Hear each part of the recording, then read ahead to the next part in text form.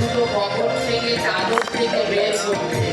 কিন্তু এখন যদি কষ্ট হয়, এই হাত দিয়ে যদি এখন করতালিটা দেন না, মৃত্যুর পরে একটা নদী পার হতে হয়, জানেন তো নদীটার নাম কি? বৈতরণী।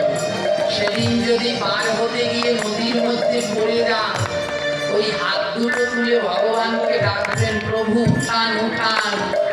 ভগবান বলবে, যারা আমার হাতে তালি করতালি দিয়ে নাম করেছে, আমি তাদের বাদ দেব না। আজ এই হাতে করতালি দিয়ে যদি নাম করেন, ওই নদীর ভিতরে পড়ে গেলেও আমার প্রভু হাত দুটো দিয়ে টেনে আপনাদের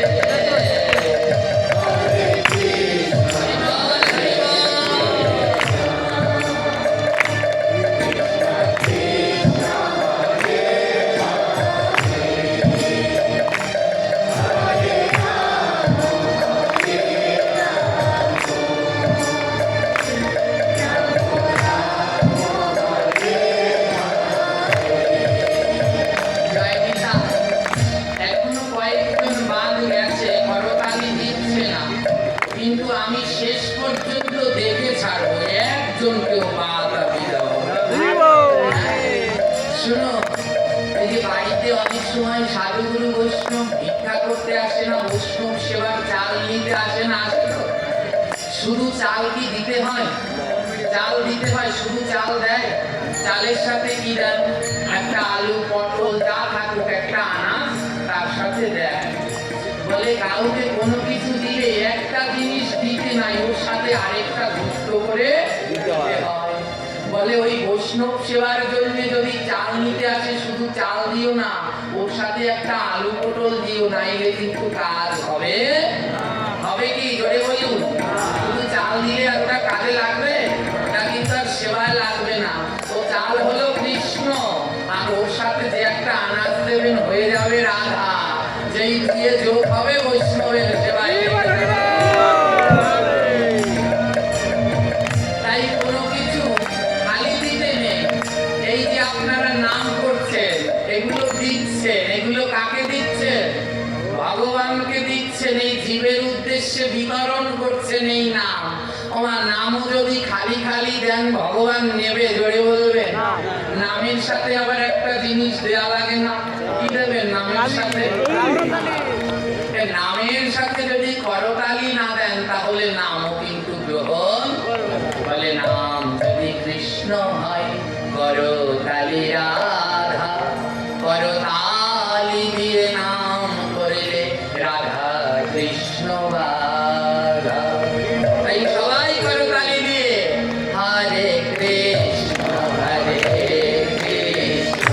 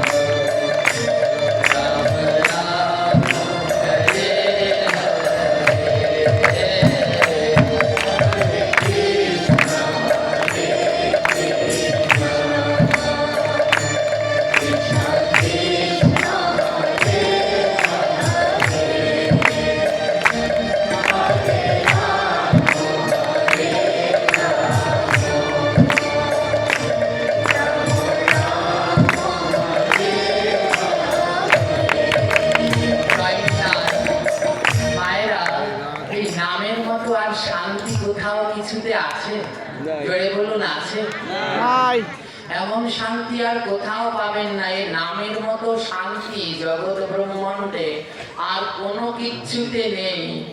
আমরা কলিজীবরা অনেক ভাগ্যবান জানেন, আরো 3টা যুগ গিয়েছে, ও যুগে এত ভাগ্যবান কেউ নেই। আমরা বড় ভাগ্যবান, কারণ এমন মধুর নাম আমরা পেয়েছি। হ্যাঁ, এ আর অন্য কেউ পায়নি। আজ নাম করতে চায় না, কত চেষ্টা করে নাম করাতে হয়। বলে শুধু একার নয়, সবাই দায়িত্ব নিয়ে যারা নামে আসতে চায় না তাদেরকে নাম করাবেন।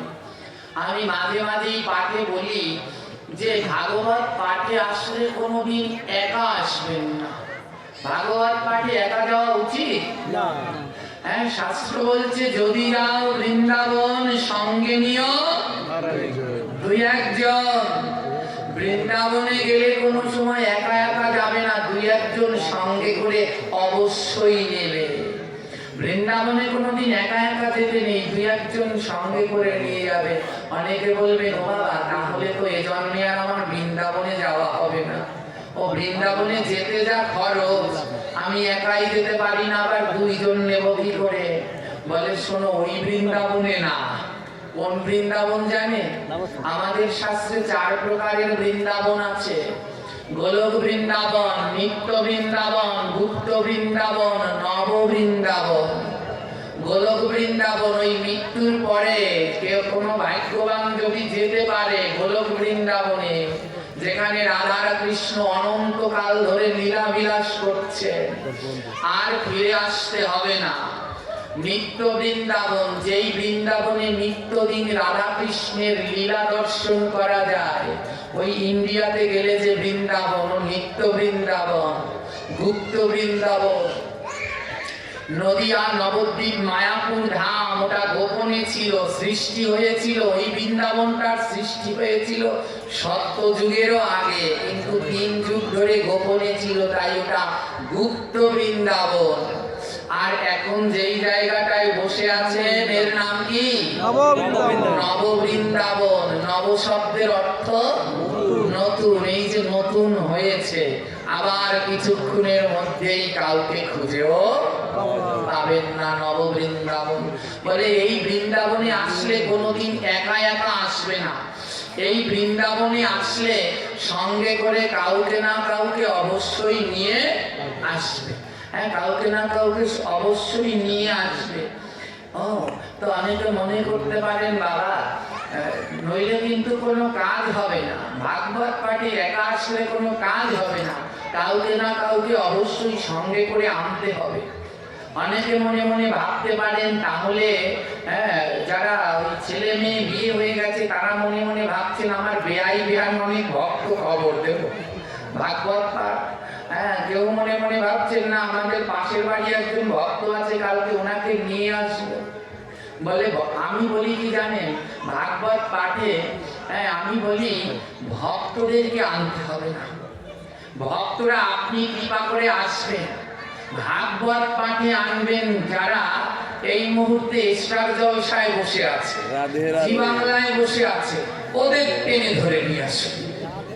যে বাবারা এই মুহূর্তে গ্রাম খেলছে, তাস খেলছে, কি বলে মেসেঞ্জার, আর কি ভাইয়েরা খেলে ফ্রি ফায়ার নাকি ওয়াইফাই একটা, তো ওইগুলো যারা খেলছে ওদেরকে টেনে টেনে নিয়ে আসুন। সাধুদের কি আনবেন? সাধুরা তো সাধু হয়েই গেছে, আনতে হবে অসাধুদেরকে। বলে তাদেরকে যদি সাধু করতে পারো তাহলে তোমার জীবনটা ধন্য। মহাপ্রভু বলছে এই ভারত ভূমিতে জন্মে পরের উপকার করতে হয়। পরের উপকার কি? 1 বস্তা চাল দেবেন, ডাল দেবেন, কাপড় চোপড় দেবেন, এটা পর উপকার। হ্যাঁ, এটা পর উপকার, তবে এটা এহকালের। পরকালের পর উপকার তাকে যদি ভক্তি পথ দেখাতে পারেন, সৎ মার্গ দেখাতে পারেন, যার গলায় মালা নেই তাকে যদি মালা পরাতে পারেন, যে মালা জপ করে না তাকে যদি জপ করাতে পারেন, যে তিলক করে না তাকে যদি তিলক করাতে পারেন, কাউকে যদি প্রসাদ ভোজি তৈরি করতে পারেন, তাহলে সেটা হলো পর উপকার। সেটা এইখানে নয়, সেটা ওই পারে। হ্যাঁ, এই পরোপকারটা আমাদের খুব দরকার। তাই ভাগবতে কোনো সময় একা যেতে নেই, অমন করে দুই একজনকে ধরে ধরে নিয়ে আসবেন। এই দুদিন আমাদের বরিশালে যেখানে পাঠ ছিল, প্রথম দিন এমনই একটা পাঠ করেছি, পরের দিন কি হয়েছে জানেন? এক ভক্ত 16টা অটো ভাড়া করে তার গ্রামের 16টা অটো ভাড়া করেছে সে। গ্রামের সবাইকে নিয়ে এসেছে, চলো পাঠে চলো, কারো ভাড়া লাগবে না, অটো ভাড়া আমার। তো এসে বলছে বাবা 16 অটো আনছি। আমি প্রথম বুঝলাম না, পরে বলছি 16 অটো আনছি মানে? বলে 16টা অটো করে নিয়ে এসেছি আজ। এমনই দরকার। এবং কি আশ্চর্য জানেন, সেই যে 16টা অটো করে যে কয়জন ভক্ত এনেছে, তার ভিতরে 2 জন জিজ্ঞেস করে দেখুন, এই যে আপনাদের এই এলাকারই সন্তান রুদ্র, এখন আমাদের সাথেই থাকে। তো ওদের ভিতরে 2 জন আছে। তো 2 জনে বলছে আমার কাছে নাম নিবে, মালা নিবে। এবার ও তো খুব রাগ হয়ে গেছে। হ্যাঁ, তারা মাছ খাওয়া গাছ খাওয়া সব আসে, সবাইকে নাম দেয়, এই করে সেই করে, খুব তাদের উপরে রাগ হয়ে গেছে। কিন্তু ভগবানের এমন কৃপা জানেন, সেই 2 জন যখন আসলো, এসে 2 ভাই, ওরা 2 ভাই এসে বলছে বাবা আজ থেকে আমরা প্রসাদ বুঝি হব, আর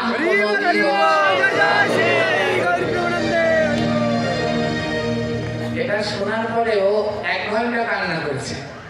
1 ঘন্টা কান্না করেছে। একটু আগে মানে ও বলছে আমি মানুষ চিনতে পারিনি, আদৌ কার কোন সময় মনের পরিবর্তন হয় আমরা কেউ। এটাই হলো পরোপকার। আমি সেই লোকটাকে ফোন করেছি, তোমার 16 অটো কাজে লেগেছে। আর আমি এখন থেকে ওকে বলবো 16 অটো, ওর নাম দেবো 16 অটো। হ্যাঁ, তো কাজে লেগেছে দেখুন, 2 জন প্রসাদী হয়ে গেছে। বলে এইটাই হলো পরোপকার। এক ভক্ত কথা শ্রবণ করুন। পুরাকালে এক পরম ভক্ত ছিল। হ্যাঁ, সেই পরম ভক্ত সে কি করে ভক্তের কাজ কি বলে, আরেকজনকে ভক্ত তৈরি করাই হলো ভক্তের কাজ। ভক্তের কাজ সব লোটাবাটি গুটিয়ে বৃন্দাবনে বসে থাকতো, কোনো কামে না। সেটা নিজের জন্য হতে পারে, তাহলে স্বার্থপরতা হবে। অন্যকেও ভক্তি পদ দেখাতে হবে। কত কত রয়েছে, হ্যাঁ, আপনারা কল্পনা করতে পারবেন না। আমি আপনাদের এইসব এলাকায় বেশি পাঠ করতে আসি না। আমি বেশিরভাগ পাঠ করি আমার দক্ষিণ অঞ্চলে। আপনারা জানেন না, চিন্তা করতে পারবেন না, আমাদের দক্ষিণ অঞ্চলে এমন সব চর আছে, চর, নদীর চর, হ্যাঁ, ওই সব চর এলাকাগুলোতে এমন সব এলাকা আছে যেখানে এখনো জানে না যে বৃন্দাজিকে পুজো করতে হয়। হ্যাঁ, তারা বলে এই গাছে জল দেয়, এমন তাদের ধারণা। তুলসী গাছে জল দিতে হয় তা তারা জানে না। পঞ্চতত্ত্ব চেনে না, পঞ্চতত্ত্ব তারা চেনে না। নিতাই গৌরকে এখনো চেনে না, জানে না। এর থেকে দুঃখের আর কি আছে বলুন তো? হ্যাঁ, চলে যাওয়া যায় বৃন্দাবনে, নবদ্বীপে বসে ভজন করা যায়, কিন্তু কৈফত্য ভগবানকে দিতে হবে যে ওখানে তো কতজন পড়ে রইল, তাদেরকে তো গৌরের কথা জানানো হলো না। আমার মহাপ্রভুর বাণী, পৃথিবীতে আজকে যত নগরাদিগ্রাম সর্বত্র প্রচারিত হইবে।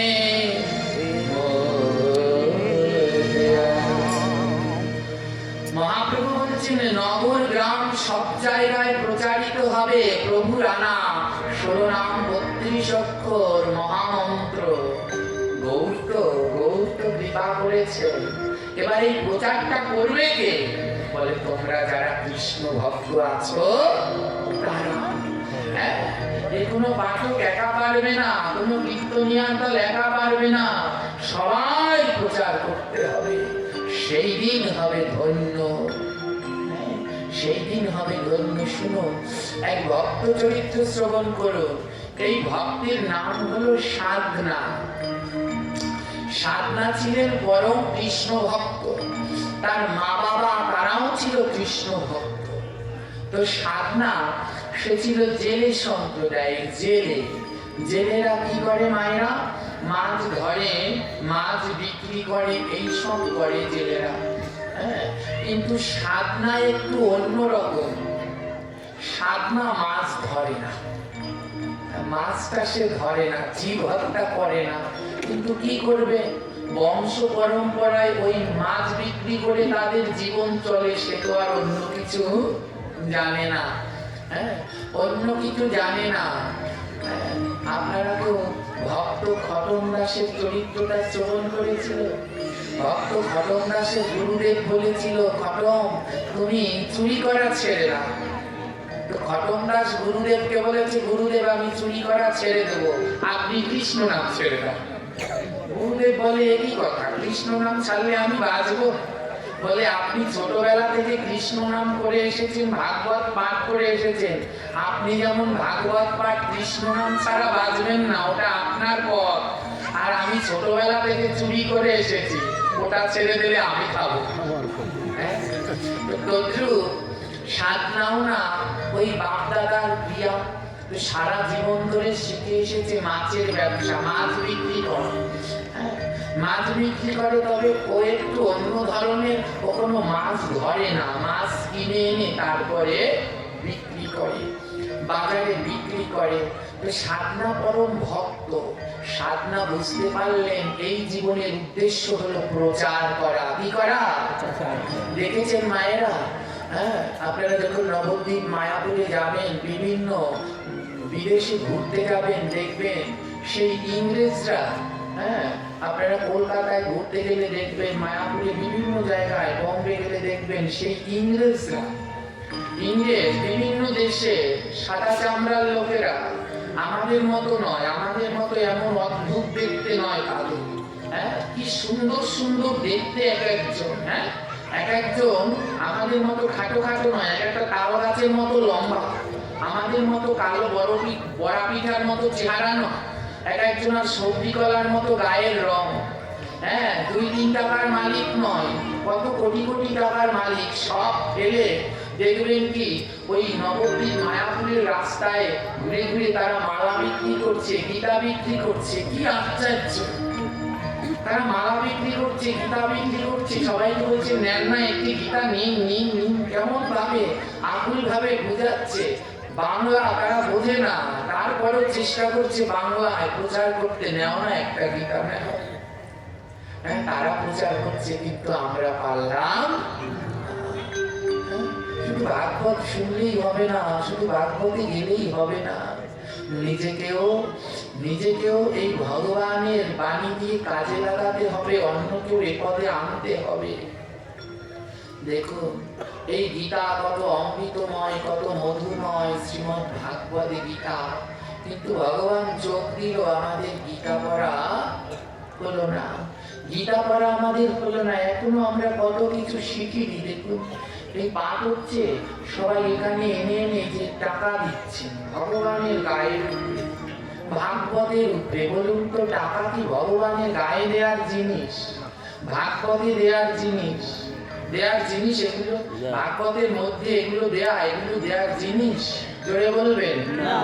তাহলে এবার আপনাদের বাড়িতে, সবার বাড়িতে শ্রীমদ্ ভাগবত গীতা আছে না? না। এবার আমি সবার বাড়ির গীতাগুলো গিয়ে সার্চ করি, প্রত্যেকের বাড়ির গীতার মধ্যে টাকা পাওয়া যাবে। আছে না? নাই। প্রত্যেকে গীতার মধ্যে 10 টাকা, 20 টাকা, 5 টাকা করে রেখে দিয়েছেন। কেন রাখলেন? আরে টাকা রাখবেন সিন্ধুকে দয়ারে, ও গীতার মধ্যে কেন রেখে দিয়েছেন? বড় কষ্ট হয় এই সব জিনিসগুলো দেখলে। জানেন, টাকা ছাড়া জগৎ থাকা, এটা সত্যি, কিন্তু এই টাকার থেকে অপবিত্র কিছু নাই।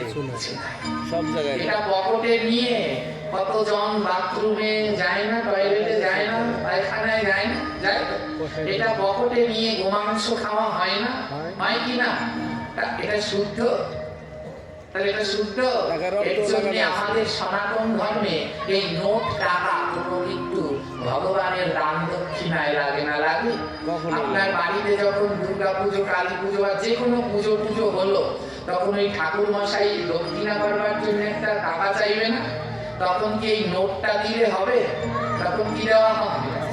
কয়েন, ওই কাঁচা টাকাটা দেওয়া হয়, ওই মুদ্রা, ওটা প্রাচীন থেকে ছিল, ওটাকে যদিও অপবিত্র হয় ধুয়ে আবার শুদ্ধ করে নেওয়া হয়। তাই খুব সাবধান থাকবেন, এইগুলো ভগবানের গায়ের উপরে এমন দেওয়ার বিষয়বস্তু নয়। আর আমার নিচে ওটা কি ঠাকুর রয়েছে আমি দেখিনি, এখন দেখতে পাবো। এই একটা পাপ করেছেন, মহাপাপ। আমার মতো ওষুধটাকে উঠিয়েছেন এইখানে, আর ভগবানকে রেখে দিয়েছেন ওইখানে। এর থেকে বড় দুঃখের আর কিছু হয় না। ওনাকে রাখবেন যত থেকে যত উঁচায় পারা।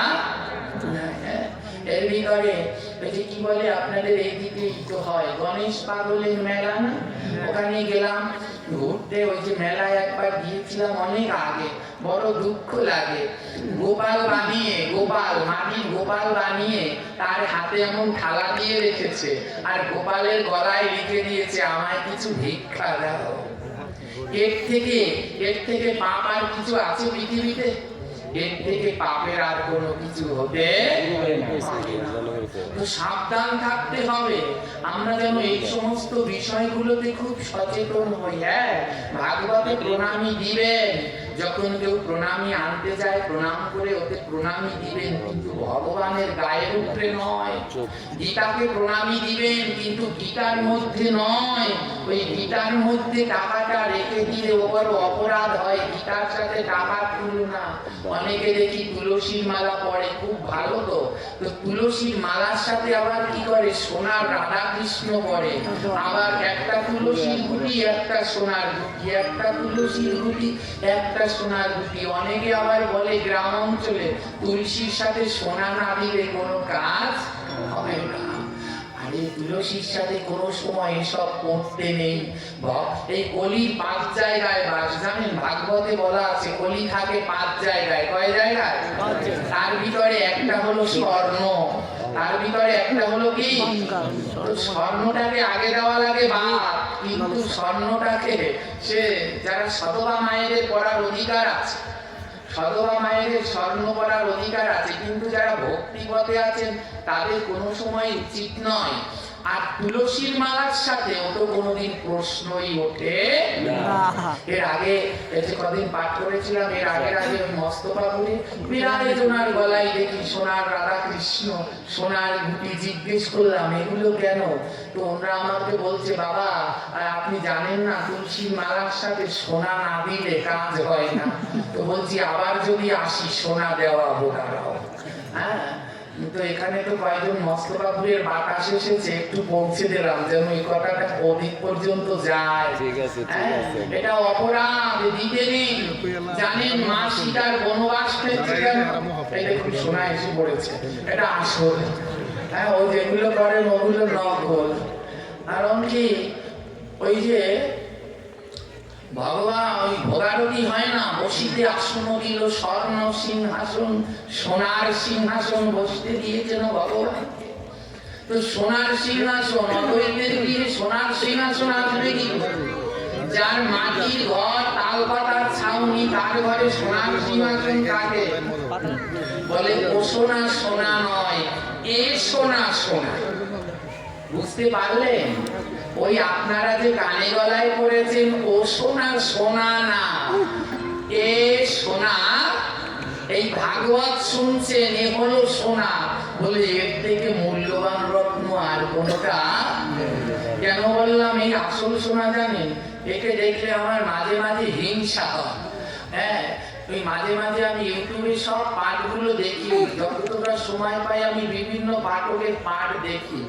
আর যেইখানেই পাঠ আছে এ বেটা সবার সামনে আছে, তার খুব হিংসা হয় যে কত এর ভাগ্য যে একটা দোকানে রয়েছে, কর্মরত অবস্থায় চাকরি করে, সারাটা দিন খেটে আমরা পারলে গিয়ে ল্যাপ কম্বলে ঘুমাতাম, সে মোটর সাইকেল নিয়ে চলে আসে, একটু সাধু সঙ্গে আসে,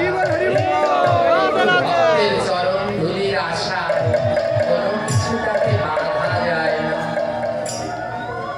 কোনো কিছু তাকে বাঁধতে পারে না, ছুটে চলে আসে সব জায়গাটাতে। যার যার পাঠ এই অঞ্চলগুলোতে হয়, একে কেউ বাঁধতে পারে না, চলে আসে। আর কি তার আনন্দ, কোনো ক্লান্তি নেই, সারাদিন খেলে পাঠের পরেও তারপরে কি উদ্দণ্ড তার নৃত্য। যখন তার নৃত্য দেখি আমার মনে হয় অন্তরের ভিতরে নিতাই গৌর বোধ হয় নৃত্য করছে।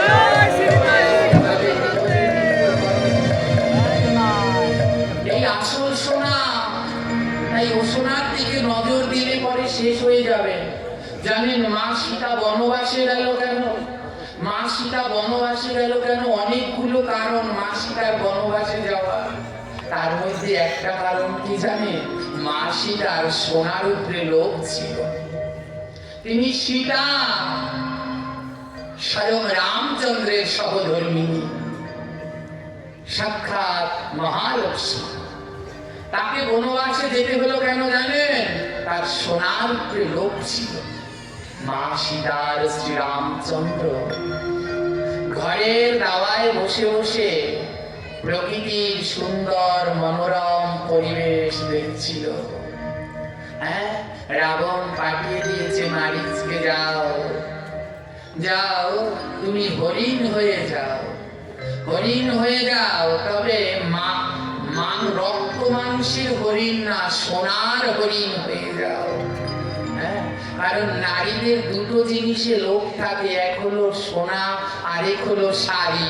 যত পায় ততই চায়। তাই রাবণ বলে যদি সোনার হরিণ হয়ে যাও তাহলে হয়তো বা তোমার দিকে সীতা তাকাতেও পারে। রাবণ তো খুব জ্ঞানী, তো সোনার হরিণ হয়ে যেই গেলে দেখুন